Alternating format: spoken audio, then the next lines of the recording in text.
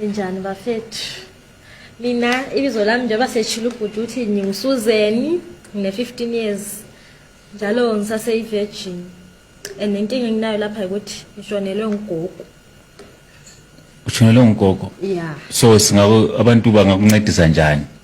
Njengoba ngishilo ukuthi ngishonelwe ngugogo, abantu bengifuna bengincedisa ngokuthi bengithengele ama-pampers.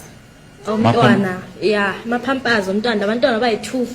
Oyi-1 wangikhona usamunya, so ngifuna bengisize ngokuthi bengithengele abantwana bakabani Susan? Abami. Uthole virgin? Kuyavuma. Labantwana bayi-2. Ule 15 years Susan? Yeah. Mana ngiqedisa. Kuyavuma labantwana bayi-2 omncane usamunya, so ngifuna bengisize ngama-pampers. La ngochago nje lo mntwana ngoba vele isimo sangikhona sinzima loba nje imali ngamfaka ezikhaleni zomsebenzi ngoba vele i-grading nayo ngine-18 years vele ngapasa nje i-grade. Yini grade Susan? Etholakala e-university uma ungafundi English limits. Ule 15 years? Nge-18. Oh Nkosi yami, qhubeka. Oh.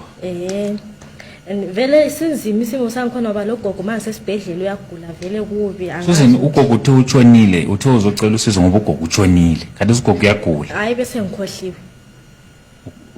Okay, qhubeka. Yeah.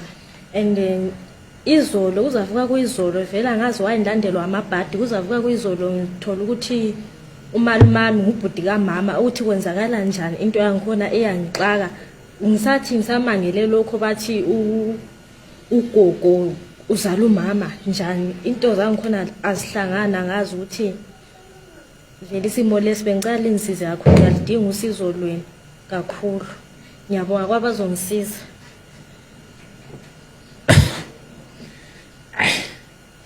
Nokuthi benisiya ngapi moya ongcwele kule ngxoxo. Ngicela uzomthatha uSusan hayi.